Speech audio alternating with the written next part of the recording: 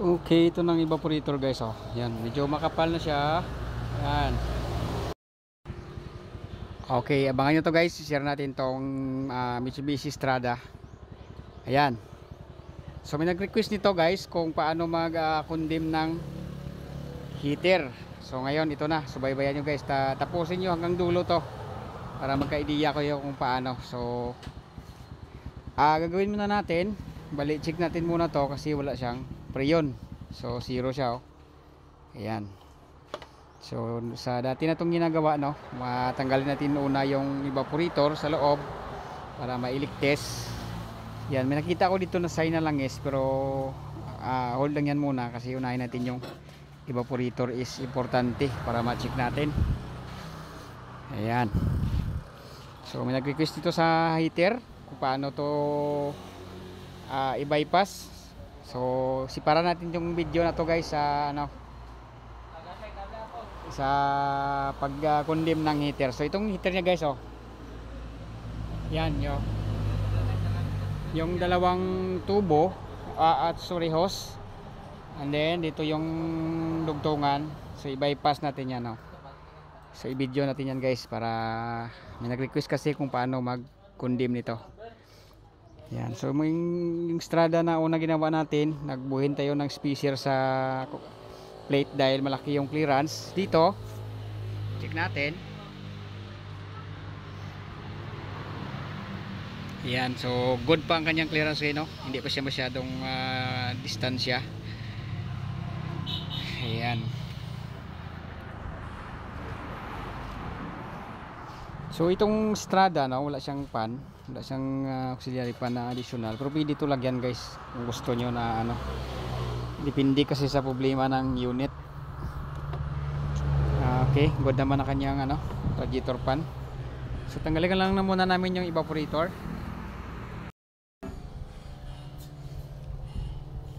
Okay, so ito yung sinabi ko kanina na may side dito. So niligtis ko lang guys para ma-sureball natin. So dito talaga yung leak guys. Oh. Pero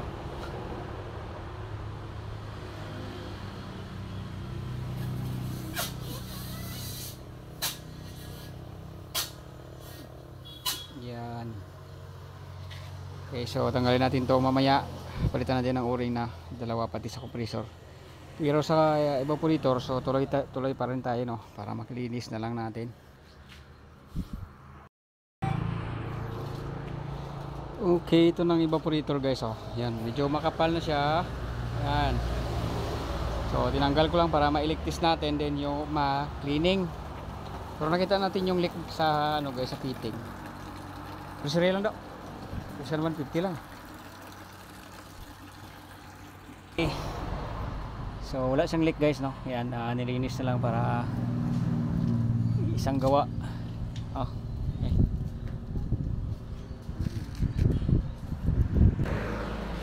So yun lang yung leak dito sa fitting. Ayan, palitan natin ito ng o-ring. And then yung sa heater, video natin yan guys kung paano mag condem ng heater. So yan, panoorin nyo guys hanggang dulo para magka-idea kayo. Okay, so ito na po yung guys ang pag-condem ng heater kung paano. So ito na guys, baybayan nyo lang. Explain ko lang guys, no. So tagal natin siya ng ilaw. So tinanggal ko na dito yung hose sa fuel para hindi masyado masikip. Okay.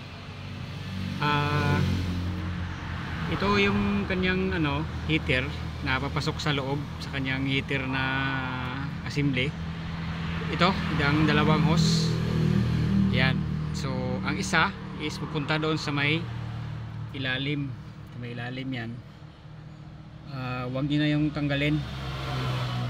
Okay, so ang tanggalin na natin dito itong itong isa, and then itong isa, tanggalin natin yan, and then itong isa, yan, itong isa yan guys, ito papunta dyan sa dugtungan, dito sa kabila, dito sa piyak, yan,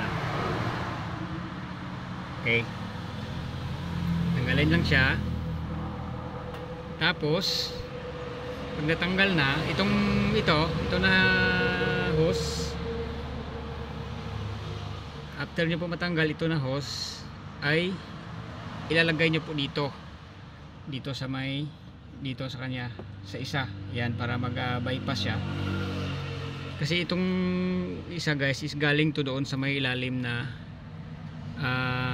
inlet ng heater, ng coolant.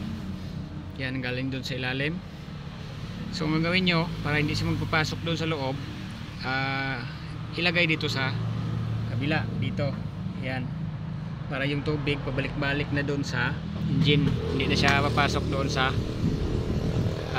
heater assembly. So tanggalin ko lang guys para ma-explain ko ng mabuti. Yan. So yan guys, natanggalan natin ng dalawang dugtungan dito. Yan, ito isa. Yan, natanggal na. So next natin yung isa. Okay.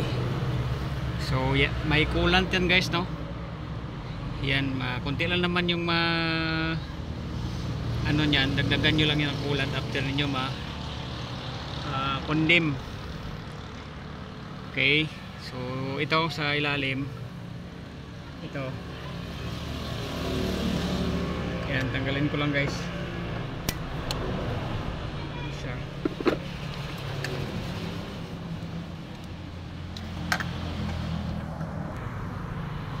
Okay. Yan, di ba? Kita nyo guys itong hose na sa ilalim galing. So binalik ko lang dito sa isa kanina na papuntang doon sa may heater assembly.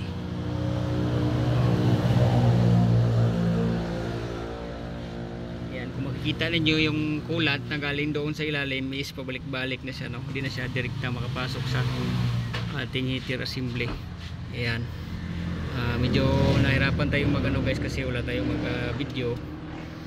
So yun lang ang gawin ninyo pag bypass ng heater. Yan, di naman yan kailangan dito sa atin dahil sobrang init. So ginagamit to sa ibang bansa na malamig. Yan.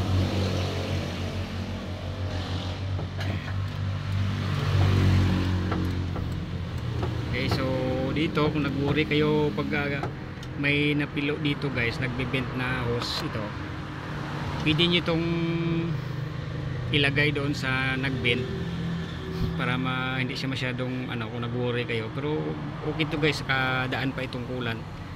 Pero pwede nyo itong ilagay ditong isang lock para magbukaka siya ng kunti. Tapos yung isang lock dito kunin nyo lang para ilagay doon sa ilalim. So ito guys, gawin ko lang para okay, ito na guys, nilagay ko na dito isang clip. Yan. So nilagay ko siya sa nabibend na or na yupe, yan, para hindi siya mag guys. So tapos yan dito,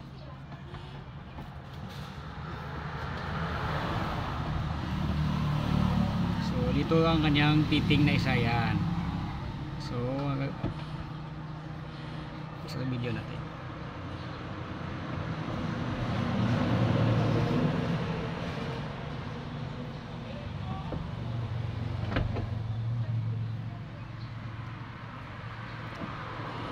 Yan, so galing siya doon sa ilalim, tapos bumalik siya dito sa isang hose kanina na kinuha natin. Ito.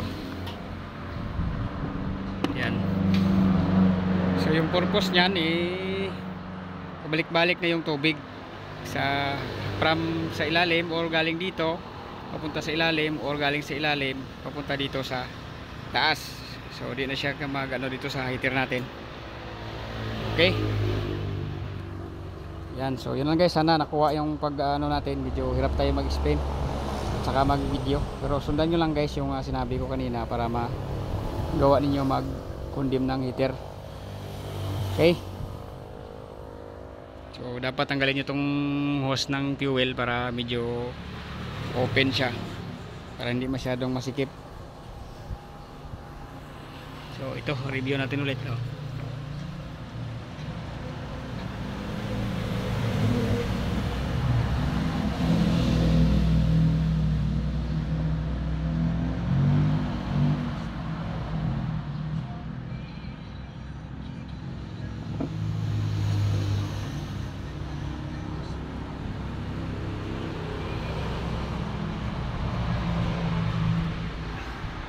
Ayan, so okay na. So yung evaporator na ibalik ko na rin para ma-testing natin. Okay, so medyo hapon na guys. Dito ko sa pinarking sa labas kasi wala na tayong parkingan sa loob. Yan. Ito yung update sa ating ginawang may leakage dito yung sa fitting, saka yung sa evaporator good naman nilinis lang natin. Then yung sa heater na kinondem natin, so yan, panoorin nyo lang yung video. Tapos medyo pasensya lang guys, so hindi tayo natin ma-explain ng mabuti dahil wala tayong manog video. So intindihin nyo lang yun, makita nyo naman yung dalawang hose dyan kung paano natin binaypas. Okay, so yan, may pre na tayo. Punta tayo dito sa loob.